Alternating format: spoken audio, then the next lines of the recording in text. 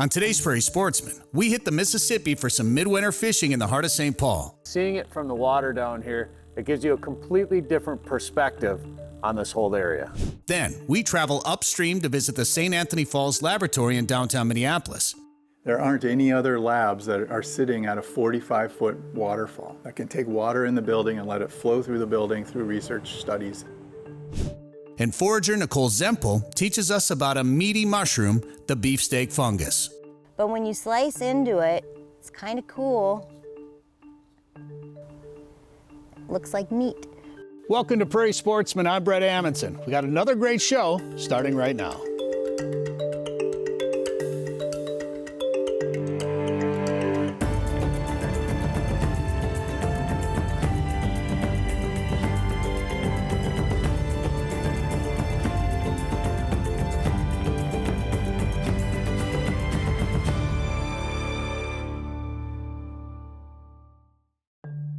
Funding for Prairie Sportsman is provided by the Minnesota Environment and Natural Resources Trust Fund, as recommended by the Legislative Citizen Commission on Minnesota Resources.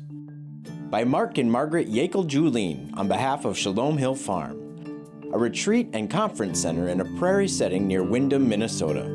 On the web at shalomhillfarm.org. And by the Friends of Prairie Sportsman. To become a friend of Prairie Sportsman, visit pioneer.org/Prairie Sportsman. Welcome to Prairie Sportsman. I'm Bret Amundson. It's about 22 degrees out here in February, and what do we like to do in the winter? We go fishing. But I'm not going to need these or these because we're jumping in a boat to hit Pool 2 of the Mississippi River.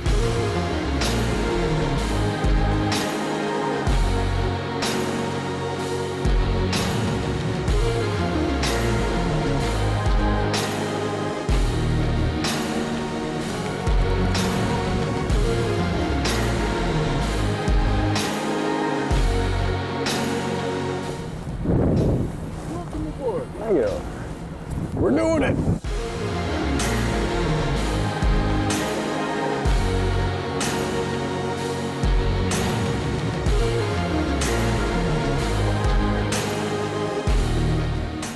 Well, here's something you only see in Minnesota. This must be a good spot because if we're going to be in a boat open water fishing and we're 50 yards away from a guy fishing on the ice right now, this must be the spot. So I think we're going to use all artificial today and probably drop the live scope, look around for some fish, maybe pitch at them, or just slowly drag them up through the river here.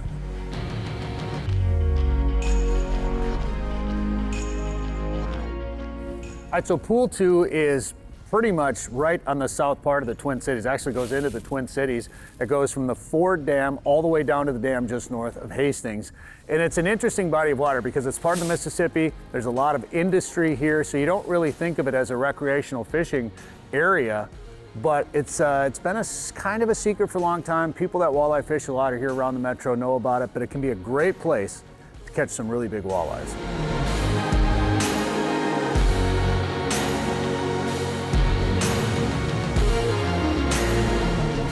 See if Dan can drop his jigs on one of these fish. We marked about 4 of them, about 20 to 60 feet out in front of the boat. One's kind of up and suspended up here. The rest were down on the bottom.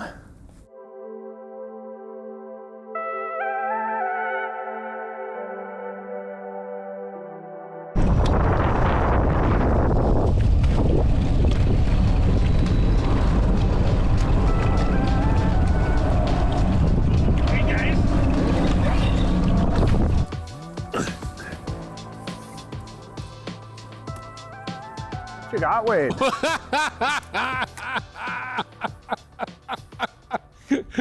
Carpola. Big old carpola. Well. All right.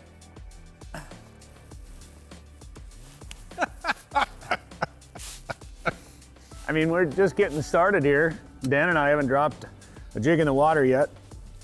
And my brother Wade's along with us. We're in his boat and he hooked into the first fish of the day. We got excited because it was pulling pretty hard. Carp.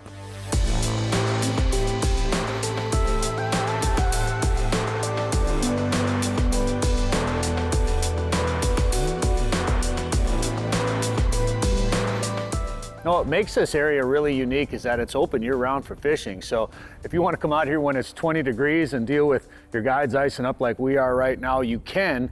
Walleye, sauger, largemouth bass, smallmouth bass are all available to catch here. And because it's catch and release year-round, it grows some big fish too. So it can give you an opportunity close to the metro to catch some really nice fish.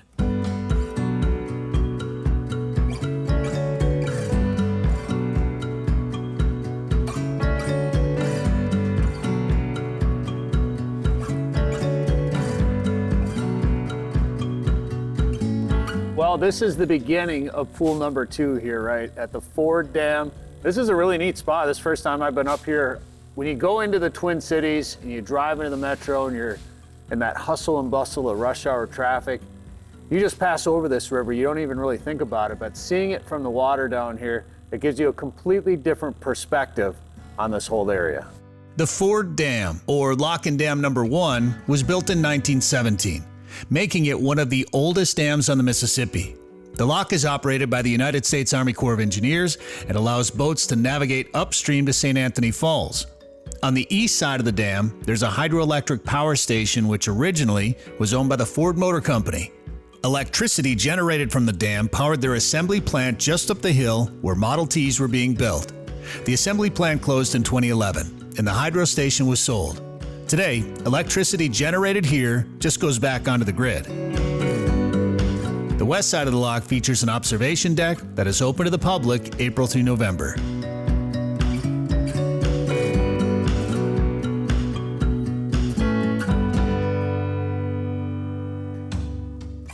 All right, so right now we're going to stop and fish here at the confluence of the Mississippi and the Minnesota rivers. Of course, Minnesota flowing from western Minnesota here, meeting up with the mighty Mississippi. You can see actually a difference in the water color where the two rivers join. We're going to try it here, see if we can't find a walleye.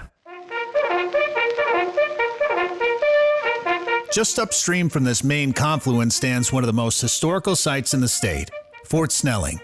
Fort Snelling was built in 1825. Right across the river from the American Fur Company headquarters. Buildings and walls were constructed using limestone from the edge of the river bluff. The fort was decommissioned in 1857, but quickly reopened at the start of the Civil War in 1861, where it served as a recruitment and training center, as well as a primary center for the U.S. military during the U.S.-Dakota War of 1862. Fort Snelling also served as a recruiting center during the Spanish-American War and both World Wars before being decommissioned for a final time in 1946. The confluence is also a sacred spot for the Dakota Oyate called Bedote, which means where two waters come together.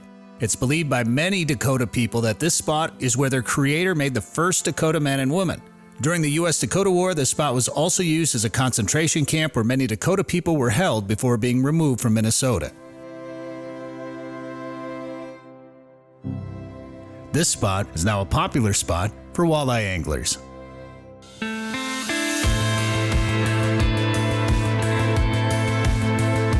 The Mississippi River is home to a ton of wildlife and is a major flyaway for migratory birds. Just above Lock and Dam number 2 is Spring Lake, a popular place for duck hunters to hunt in the fall close to the metro. Because the water in parts of Pool 2 tends to stay open most of the year, in addition to providing a fun opportunity for anglers, it's an attractive place for waterfowl and other birds to live all winter. In our time on the river today, we saw a few different species of ducks, Canada geese, and lots of eagles.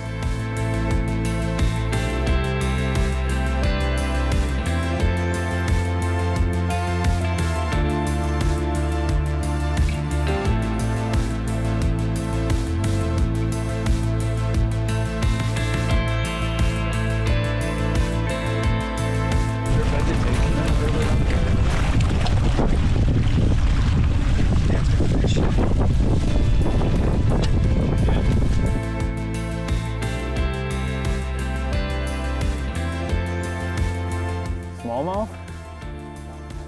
Yeah. Another carp?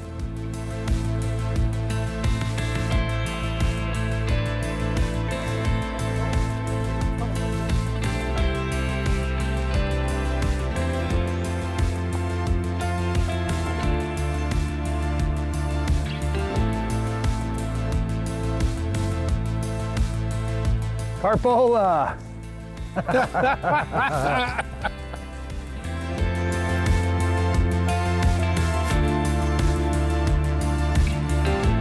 Hey. Good job, Dan. I mean, you talk to people in Europe, this is one of their favorite fish to catch.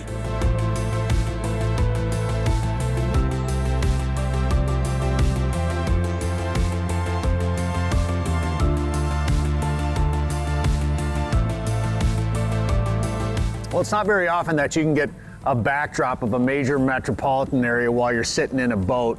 Pool 2 is a really unique opportunity for Minnesota anglers and non-residents that come to this state and want to enjoy fishing here. There's a number of accesses up and down the pool where you can launch your boat. There's also a lot of shore fishing opportunities, and then plenty of park space along the way too. We saw people walking their dogs, people with fat tire bikes, and some picnic areas, which they're probably not using this time of year. But if you want to come out here and fish this, it's a great opportunity to catch a bunch of fish, maybe some of the biggest fish of your life. Make sure you're well aware of all the regulations, including where the no wake zones are, like the one that we're in right now, and enjoy a great fishing opportunity that might not be very far from where you live.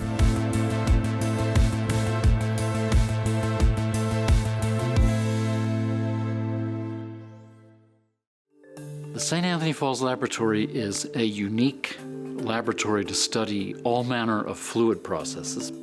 Harvesting, if you plan to eat them, it's best if you can find them about this size and maybe no bigger than like a softball. The waterfall in the heart of Minneapolis has many names. The Dakota call it Owamini-Yomini, meaning turbulent waters. The Ojibwe, Gakabakong, loosely translated to the place of the falls. And in English, it's known as St. Anthony Falls. This cascade is the only major waterfall on the entire Mississippi River, and its rushing waters were once harnessed by the historic industries that helped shape Minneapolis. While the old mill buildings no longer use water power to process flour, the falls still drive scientific research at the University of Minnesota's St. Anthony Falls Laboratory.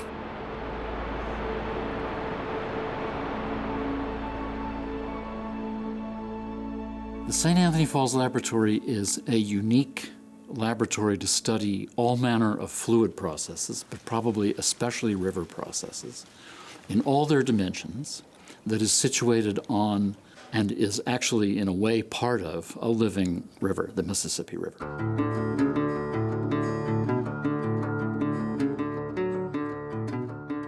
Water is within the building, and our site is right on the Mississippi. We're actually in the Mississippi on Hennepin Island.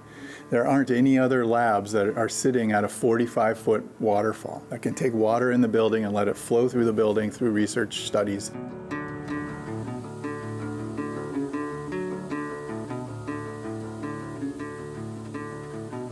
And then let the water back into the river.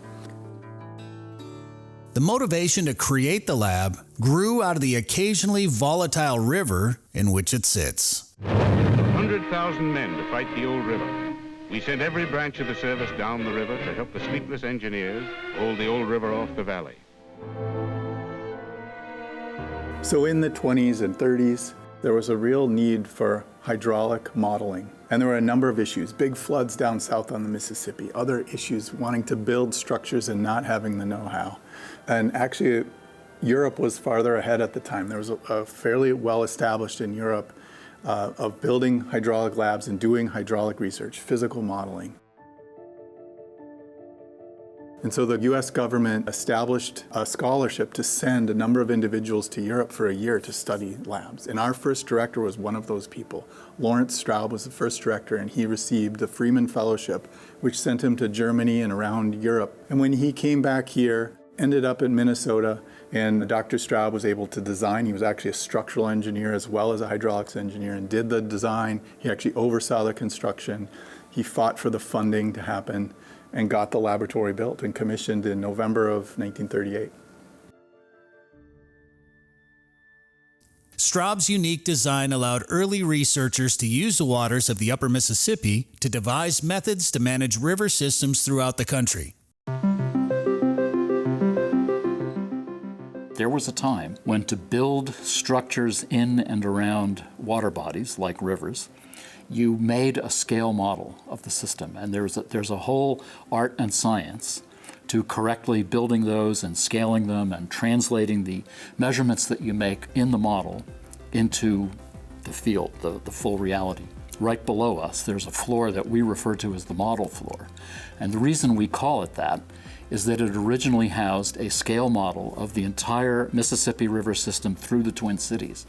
And all of the infrastructure, the locks, the dams, all the construction that was done on the river to manage it was designed using scale modeling techniques in that facility right under our feet, basically.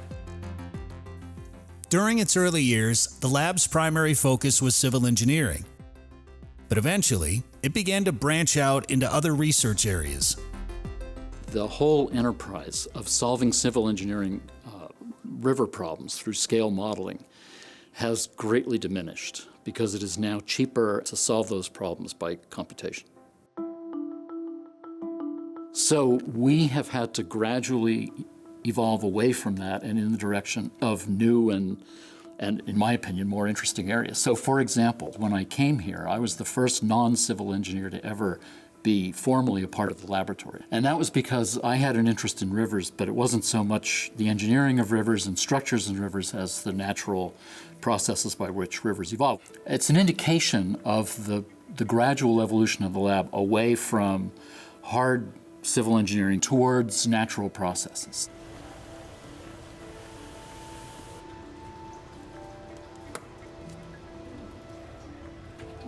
So I'm running an experiment here to study how sediment is transferred from river channels to floodplains. We have water and sediment entering this channel. What I'm planning to study is to increase the flow rate and the discharge in the river channel to cause some floods, and then study where the sediment is transferred over the surface of the floodplain and how fast that sediment is deposited, and then develop theory to predict that in real natural environments. We study a lot of sediment, mud, dirt. We think it's so common, we often ignore it, but it plays a critical role in our life. And we still cannot fully understand it after so many decades, even centuries of study. It's rumored that the complexity of sediment transport intimidated one of history's great physicists. Albert Einstein's son, Hans Albert Einstein, studied sediment transport. And there has been anecdotes saying that Albert once told his son not to study sediment transport because it was too complicated. The intricacies of sediment transport inspired Professor Judy Young to examine the process at the finest of scales. I worked inside the wetlands in Massachusetts, and I realized these fine clays and bacteria, they glue sediment together, make it harder to move, and they act like a gel. They're completely different than sand that we usually study. I get very intrigued, and in bioengineering, there is a technique called microfluidics. There are these tiny channels we can fabricate in a clean room. Their sizes can be less than the diameter of a hair. And we can inject bacteria, clay, fluids at different flow conditions to visualize what they interact at microscopic scale and how this microscale interaction affect larger scale processes. There are already a lot of studies showing that when there are microbial presence, they can change sediment transport by several orders of magnitude. I'm hoping to combine this different technology to understand how these tiny ecosystem engineers can change our Earth. The work being done by Judy and her students may help explain river behavior far beyond our planet. People have been hypothesizing that there are microbes in Mars because they observe these meandering patterns on Mars and they hypothesize microbes. And recently we have experiments showing that synthetic microbial biofilms can change a breeded river into a meandering river. The rivers that we can find on Mars are pretty similar with this morphology. So it's the main thing that why we hypothesize that basically the biofilm also can play a pivotal role in the surface of Mars, and recently some researchers found a potential biosignatures on Mars. So probably those problems are linked also with our project and our research. Other research currently underway at the lab includes projects with potential impacts ranging from improved water filtration and algal bloom remediation, to improve stormwater treatment and wetland health. Though the lab has expanded to include a wide array of sciences, it still does work that connects to its earliest days. A team is starting on a scale replica of the Mississippi River through the Twin Cities. So in 1917, Lock and Dam Number 1, which is located down by the old Ford Motor Company plant, was constructed, and it created Pool 1, which is a 28, 30-foot deep pool in the river. I think if you do the math, there's nobody alive today that has seen the Mississippi River through the Twin Cities as a river. We've only seen it as a system of pools and locks and dams.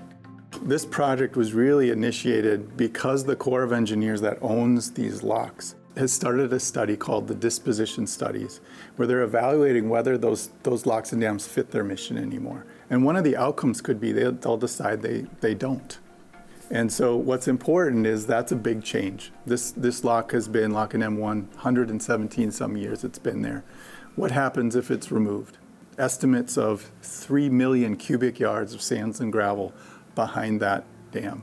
Where does it all go? Can we stabilize it? What impacts does it have? If we take the dam out, how long does it take the river to find a new equilibrium? One where fish and mussels can all grow and expand within that system. One where we as citizens can come down and go fishing or access or kayak, canoe through that system. So those are the questions we can answer by doing a model, by doing a study like this. Watch yourself. Central to the lab's scientific endeavors is its support staff. One of the elements of the magic that makes this place work so well is we have fantastic staff who know how to build things, who know how to make things work. Those are real pragmatic people, but you can't do scientific research without them. I've worked here since 1999 as a staff member. It's just been a fantastic place. I love the diversity and the international flavor of the people that pass through. There's been probably hundreds of engineers, graduate students that have come through that I've got to meet from around the world, and that's wonderful. The research is very interesting. It's complicated, water moving, sediment moving, bugs and living things all interacting, and so it's really stimulating to work here.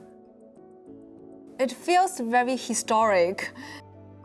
It constantly reminds me of the scientists who build this knowledge that I can build upon.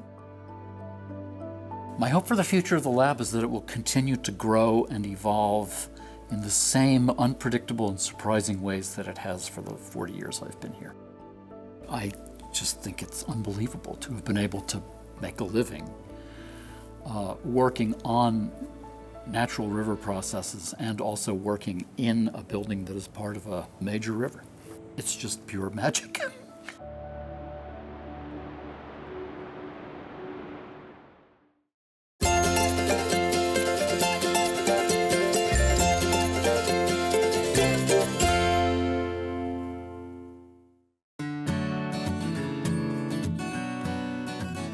Really excited about this mushroom. It's something that is super common over in Europe, a little less common here in North America. It's called the beefsteak fungus, and we'll of course post the scientific name for you, which I of course cannot pronounce. But it's also been called poor man's steak, ox's tongue, and you'll see why once we cut into it. Okay, so it's a parasitic fungus, so that means it's gonna eat the nutrients. If it's on something living, it's basically gonna suck the life out of that living entity and absorb those nutrients. They grow from usually like wounds in trees, and they grow typically alone or just very solitary, which is like what we see here. And they are so fun to stumble on. They can get quite large. Harvesting, if you plan to eat them, it's best if you can find them about this size and maybe no bigger than like a softball size if you plan to eat it. It's just easier to work with that way. If they get larger, it's a little bit tougher, and probably too why they call it ox's tongue, because it's a process, right, when you're cooking tongue and getting it tender. So same with this mushroom, unless you harvest it small. And it's a polypore, meaning On the underside of this lovely bright red mushroom, you're going to see not gills, but you're going to see pores. And I think it's so fun, it's just so pretty. As it gets bigger or grows, the pore surface is gonna go from pink to more of a white, and it does drop a pink spore print, which is pretty cool.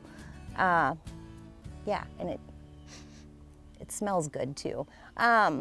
So when you cut open this mushroom, which has been used as a meat substitute, but when you slice into it, it's kind of cool, and you'll see why it gets the name beefsteak fungus. Looks like meat. Kind of like chicken of the woods, looks incredibly like chicken once you slice into it, and this kind of looks like a slab of marbled meat. And so it's got a little bit of a kind of a bittery sourness to it. It is one of the few mushrooms that you could eat raw if you wanted to, but I always advise cooking wild mushrooms thoroughly before eating them. So yeah, this is the beefsteak fungus, and I might add, it goes well alongside steak. And I think I mentioned it's got a little bit of a sour bitterness to it, but I mean, you can tame that in a variety of ways. And some places consider it a choice edible. To each their own, but it is a fun mushroom to spot, to admire, and also, yeah, cook it up if you so choose.